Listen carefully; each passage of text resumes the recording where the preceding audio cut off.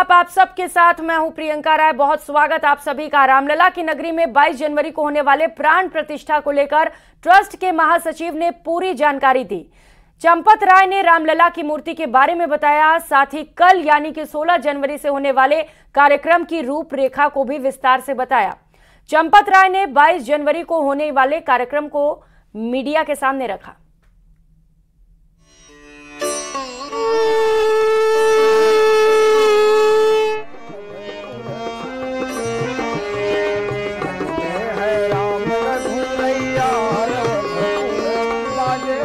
अयोध्या में प्राण प्रतिष्ठा की तैयारियां करीब करीब पूरी हो चुकी हैं। रामलला की महापूजा के लिए अयोध्या सजकर तैयार है। वैदिक विधि से पूजन कराने वाले पंडितों का दल अयोध्या पहुंच रहा है। इस बीच श्री राम जन्मभूमि तीर्थ क्षेत्र ट्रस्ट की ओर से प्राण प्रतिष्ठा की जानकारी शेयर की गई। ट्रस्ट के महासचिव चंपत राय ने महापूजन कार्यक्रम की पूरी जानकारी दी। तो लगभग सभी प्रकार की तैयारियां पूर्ण हो गई हैं। 22 जनवरी पौष शुक्ल द्वादशी भारतीय काल गणना में कूर्म द्वादशी है। अभिजित मुहूर्त है। मृगशिरा नक्षत्र है।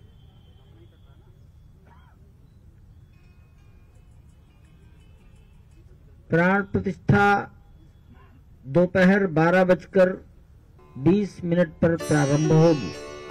22 जनवरी को प्राण प्रतिष्ठा के शुभ मुहूर्त की जानकारी देते हुए चंपत राय ने कहा कि 12:20 पर महापूजा शुरू होगी। काशी के पंडित प्राण प्रतिष्ठा की पूजा कराएंगे। 22 जनवरी को करीब 75 मिनट तक पूजा होगी। पूजा की विधि 16 से 21 जनवरी तक चलेगी। प्राण प्रतिष्ठा कार्यक्रम में कुल 121 आचार्य शामिल होंगे। प्राण प्रतिष्ठा की पूजन विधि कल 16 जनवरी से प्रारंभ हो जाएगी। पूजन विधि के लगभग सभी कार्य 21 जनवरी तक चलेंगे। 22 जनवरी को प्राण प्रतिष्ठा के लिए जो न्यूनतम आवश्यक पूजन विधि है वो होगी। रामलला की मूर्ति को लेकर चंपत राय ने कहा कि मूर्ति फाइनल हो गई है। ट्रस्ट के 11 सदस्यों की सहमति से कर्नाटक के अरुण योगीराज की मूर्ति फाइनल की गई है। रामलला के बाल स्वरूप में विराजमान होगी मूर्ति। रामलला की खड़ी मूर्ति की प्राण प्रतिष्ठा होगी। मूर्ति का वजन 150 से 200 किलोग्राम के बीच। 5 वर्ष के बाल रूप में विराजित होंगे रामलला। जिस प्रतिमा की प्राण प्रतिष्ठा होनी है वो आप सब जानते हैं पत्थर की है। हमारे अनुमान से 150 किलो से 200 किलो के बीच में उसका वजन है। खड़ी प्रतिमा 5 वर्ष का बालक का स्वरूप। 18 जनवरी को प्रतिमा गर्भगृह में अपने आसन पर खड़ी कर दी जाएगी। 22 जनवरी को प्राण प्रतिष्ठा के दिन गर्भगृह में मुख्य यजमान के रूप में 5 लोग शामिल होंगे, जिसमें प्रधानमंत्री नरेंद्र मोदी, उत्तर प्रदेश के मुख्यमंत्री योगी आदित्यनाथ, राज्यपाल आनंदीबेन पटेल, संघ प्रमुख मोहन भागवत और राम जन्मभूमि के महंत नृत्य गोपाल दास प्राण प्रतिष्ठा संपन्न कराएंगे। गर्भगृह में गरिमामय उपस्थिति, जिनके सम्मुख सब काम होगा, वो भारत के माननीय प्रधानमंत्री जी, राष्ट्रीय स्वयंसेवक संघ के सरसंघचालक जी, उत्तर प्रदेश के मुख्यमंत्री महोदय,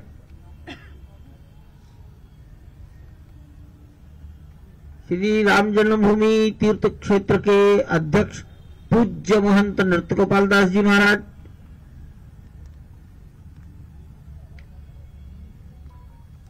उत्तर प्रदेश की राज्यपाल महोदया।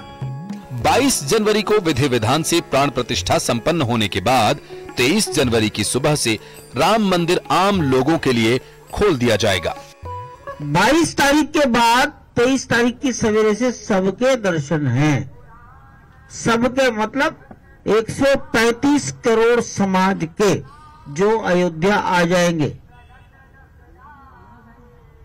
हमारी कोशिश है जो जिस दिन आ जाए उसी दिन दर्शन करके रात को वापस जाने का प्लान करें।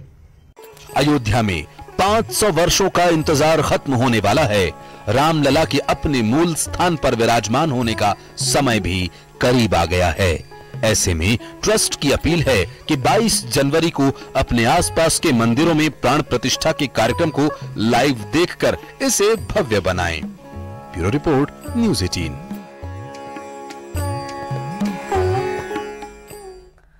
तो वहीं जम्मू कश्मीर के उरी में रहने वाली बतूल जहरा एक बार फिर से चर्चा में है।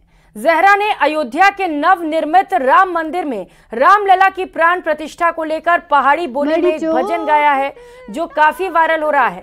इस भजन में वो प्रधानमंत्री नरेंद्र मोदी की तारीफ करती हुई भी नजर आई।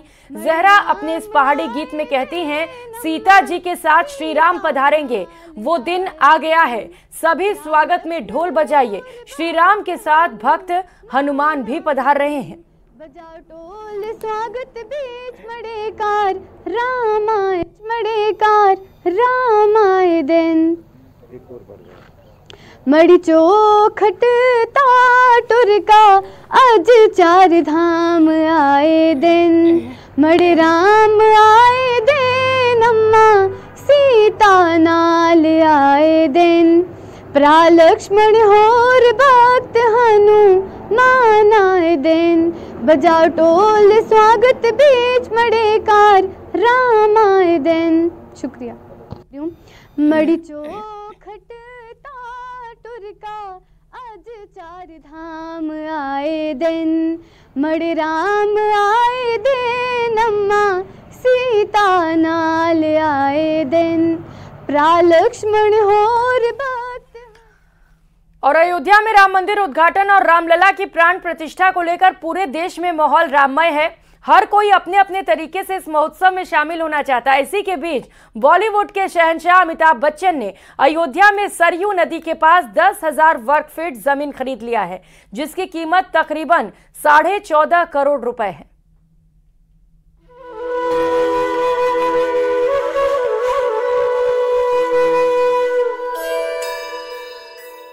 रामलला अपने नए मंदिर में विराजमान होने वाले हैं। हर व्यक्ति रामलला के दर्शन के लिए अयोध्या पहुंचना चाहता है। इसी बीच बॉलीवुड अभिनेता अमिताभ बच्चन ने वहां बसने का प्लान तैयार कर लिया है। अयोध्या में सरयू नदी के किनारे अमिताभ बच्चन ने 10,000 स्क्वायर फीट जमीन खरीदा है, जिसकी कीमत 14.5 करोड़ रुपए है। 22 जनवरी को राम मंदिर के उद्घाटन के बाद माना जा रहा है कि अयोध्या दुनिया के सबसे बड़े पर्यटन स्थलों में से एक के रूप में सामने आने वाला है। अयोध्या इंटरनेशनल एयरपोर्ट से जुड़ चुका है। हाईवे, एक्सप्रेसवे, आधुनिक सुविधाओं से लैस अयोध्या धाम रेलवे स्टेशन दुनिया को आकर्षित करने के लिए काफी है। यही वजह है कि यहाँ जमीन के दाम भी आसमान छू रहे हैं। ऐसे में अमिताभ बच्चन ने भी अयोध्या में एक बड़ा प्लॉट खरीदा है। सरयू किनारे अमिताभ बच्चन ने खरीदी जमीन। 7 star multipurpose enclave the Saryu में ये प्लॉट खरीदा है। प्लॉट का साइज 10,000 वर्ग फुट है। प्लॉट की कीमत 14.5 करोड़ रुपए है। मशहूर फिल्म अभिनेता अमिताभ बच्चन का अयोध्या में भी एक नया ठिकाना है। अमिताभ बच्चन ने सरयू के तीरे लगभग 10,000 स्क्वायर फीट की एक विशाल जमीन खरीदी है, जिसकी मालियत लगभग 14.5 करोड़ रुपए बताई जा रही है। अमिताभ बच्चन ने मुंबई के एक developer company the house of अभिनंदन के जरिए अयोध्या में प्लॉट खरीदा है। अयोध्या में प्लॉट खरीदने को लेकर अमिताभ बच्चन का बयान भी सामने आया है। उन्होंने कहा कि अयोध्या एक ऐसा शहर है जो मेरे दिल में एक विशेष स्थान रखता है।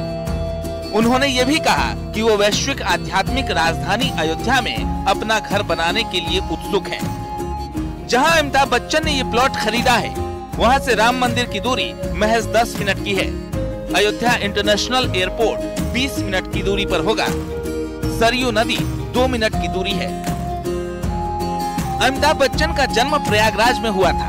यही कारण है कि उन्हें बॉलीवुड में छोरा गंगा किनारे वाला भी कहा जाता है। लेकिन अब उन्होंने अयोध्या में प्लॉट ले लिया है जो राम मंदिर से सिर्फ 10 मिनट की दूरी पर है और सरयू के ठीक किनारे। तो गंगा किनारे वाला अब सरयू किनारे वाले हो जाएंगे। अमिताभ बच्चन की इस नई जो जमीन है, इसके निर्माण का कार्य मुंबई की मशहूर कंस्ट्रक्शन कंपनी अभिनंदन लोढ़ा के द्वारा किया जाएगा। जल्द ही इसका निर्माण भी अयोध्या में शुरू किया जाएगा। फिलहाल सरयू के तट पर लगभग 10,000 स्क्वायर फीट 14.5 करोड़ की मालियत से अमिताभ बच्चन ने खरीदी है। अयोध्या से न्यूज़ 18 के लिए निमेश गोस्वामी। और प्रधानमंत्री नरेंद्र मोदी के नाम एक और बड़ी उपलब्धि लगी है। केंद्र की मोदी सरकार के नाम एक और बड़ी उपलब्धि। नीति आयोग की ताजा रिपोर्ट में खुलासा हुआ है कि केंद्र की मोदी सरकार के कार्यकाल में तकरीबन 25 करोड़ लोग गरीबी रेखा से ऊपर आ गए हैं। रिपोर्ट के मुताबिक पिछले 9 सालों में भारत में 24 करोड़ 82 लाख लोग बहुआयामी गरीबी से बाहर निकले। इसमें सबसे ज्यादा गिरावट उत्तर प्रदेश, बिहार और मध्य प्रदेश में दर्ज की गई। रिपोर्ट के मुताबिक भारत में बहुआयामी गरीबी में उल्लेखनीय गिरावट दर्ज की गई है। साल 2013 और 14 में बहुआयामी गरीबी 29.17% से गिरकर 2022-23 में 11.28% रह गई है, यानी कि इसमें 17.89% की कमी आई है। राजस्थान की बात की जाए तो यहाँ 1 करोड़ 87 लाख लोग गरीबी रेखा से निकले हैं। नीति आयोग की रिपोर्ट के मुताबिक 2015 और 16 और 2019 और 21 के बीच सालाना 10.66% के तेज गति के साथ लोग गरीबी से बाहर निकले, जबकि 2005 से लेकर 2006 से और 2015 से लेकर 2016 के बीच सालाना 7.69% के दर की रफ्तार से लोग गरीबी से बाहर निकलने में कामयाब हुए थे। प्रधानमंत्री नरेंद्र मोदी के नाम एक और बड़ी उपलब्धि लगी है। केंद्र की मोदी सरकार के नाम एक और बड़ी उपलब्धि। नीति आयोग की ताजा रिपोर्ट में खुलासा हुआ है कि केंद्र की मोदी सरकार के कार्यकाल में तकरीबन 25 करोड़ लोग गरीबी रेखा से ऊपर आ गए हैं। रिपोर्ट के मुताबिक पिछले 9 सालों में भारत में 24 करोड़ 82 लाख लोग बहुआयामी गरीबी से बाहर निकले। इसमें सबसे ज्यादा गिरावट उत्तर प्रदेश, बिहार और मध्य प्रदेश में दर्ज की गई। रिपोर्ट के मुताबिक भारत में बहुआयामी गरीबी में उल्लेखनीय गिरावट दर्ज की गई है। साल 2013 और 14 में बहुआयामी गरीबी 29.17% से गिरकर 2022-23 में 11.28% रह गई है, यानी कि इसमें 17.89% की कमी आई है। राजस्थान की बात की जाए तो यहाँ 1 करोड़ 87 लाख लोग गरीबी रेखा से निकले हैं। नीति आयोग की रिपोर्ट के मुताबिक 2015 और 16 और 2019 और 21 के बीच सालाना 10.66% के तेज गति के साथ लोग गरीबी से बाहर निकले, जबकि 2005 से लेकर 2006 से और 2015 से लेकर 2016 के बीच सालाना 7.69% के दर की रफ्तार से लोग गरीबी से बाहर निकलने में कामयाब हुए थे।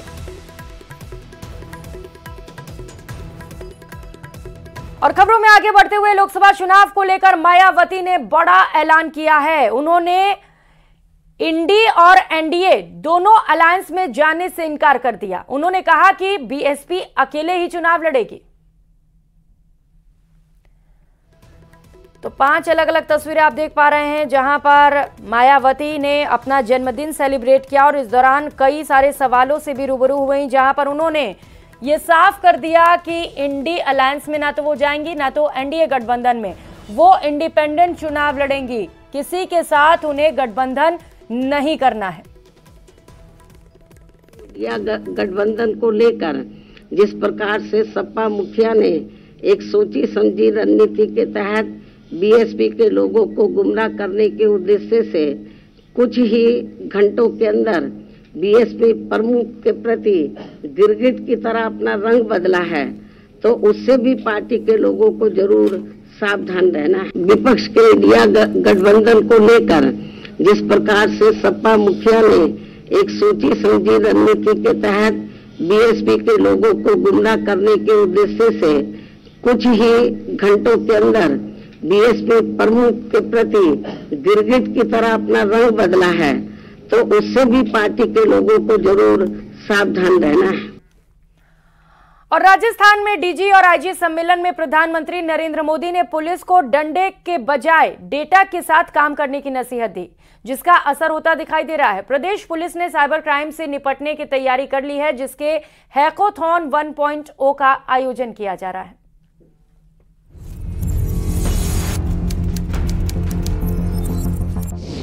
साइबर क्राइम से निपटने की तैयारी, प्रदेश में हैकाथॉन 1.0 का आयोजन, साइबर सुरक्षा और मजबूत करने की कोशिश। 17 और 18 जनवरी को हैकाथॉन 1.0 का आयोजन।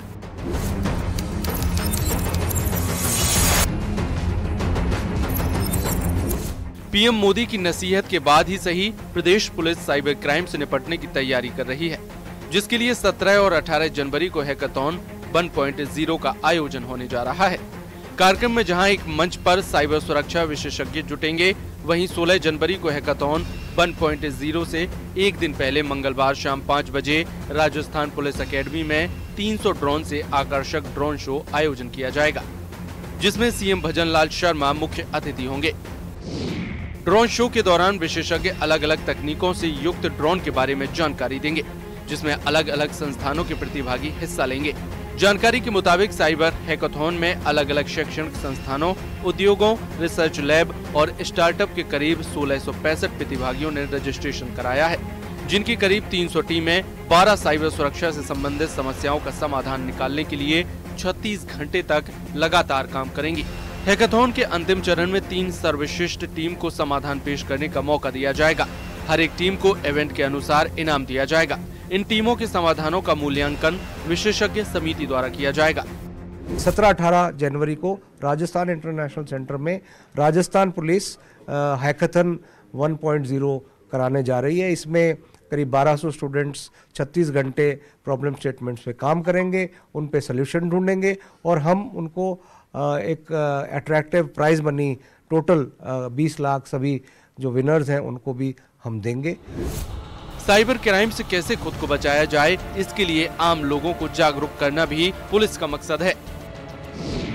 इसके अलावा साइबर क्राइम से जुड़ी 12 चुनौतियों पर भी विशेष मंथन किया जाएगा, जिसमें पुलिस का फीडबैक सिस्टम विकसित करना, उन्हें AI AR का प्रशिक्षण देना, कैमरे में AI का उपयोग कर खुद को फैसला में सक्षम बनाना, FIR का AI और मशीन प्रोग्रामिंग से एकदम सही अधिनियम और धाराएं लगाना, फर्जी वेबसाइट्स की पहचान करना, आने वाले ऐड और कस्टमर केयर के नंबरों की पहचान करना, निजी स्वामित्व वाले कैमरों की जियो टैगिंग करने की प्रणाली विकसित करना, फाइनेंशियल फ्रॉड के डाटा का विश्लेषण करने के लिए सॉफ्टवेयर बनाना, डीप फेक तकनीक का सहारा लेकर अपराध करने वालों को ढूंढना, 1930 हेल्पलाइन को और अधिक विकसित करना, एंटी ड्रोन सिस्टम विकसित करना, डार्क वेब पर डाटा की मॉनिटरिंग एवं क्रिप्टो करेंसी के पैसे का अनुसंधान करना शामिल है।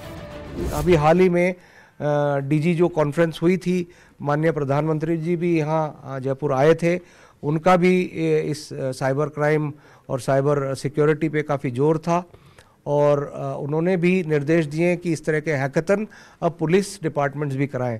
तो मुझे खुशी है कि इस साइबर क्राइम को रोकने के लिए राजस्थान पुलिस मेरे ख्याल से कुछ ही स्टेट्स जैसा है जिसमें ये इस तरह का पुलिस हैकाथन किया जा रहा है। 2 दिन तक चलने वाले इस हैकाथॉन का मकसद जहां साइबर ठगों के खिलाफ मजबूती को विकसित करने के साथ साथ आम जनता को अलग अलग तरीके से होने वाले साइबर क्राइम से जागरूक करना भी है। इस टीम में समाधान पेश करने वाली हर टीम को इवेंट के अनुसार इनाम दिया जाएगा। हैकाथॉन विजेताओं को अलग अलग श्रेणियों में कुल 20 लाख रुपए नगद पुरस्कार और प्रशस्ति पत्र दिए जाएंगे। साथ ही सभी टीमों को राजस्थान पुलिस के साथ इंटर्नशिप प्रोग्राम में भी शामिल किया जाएगा। जयपुर से न्यूज़ 18 राजस्थान के लिए अरबाज अहमद की रिपोर्ट। और अब एक नजर देश और प्रदेश की 25 बड़ी और अहम खबरों पर प्राइम 25 में।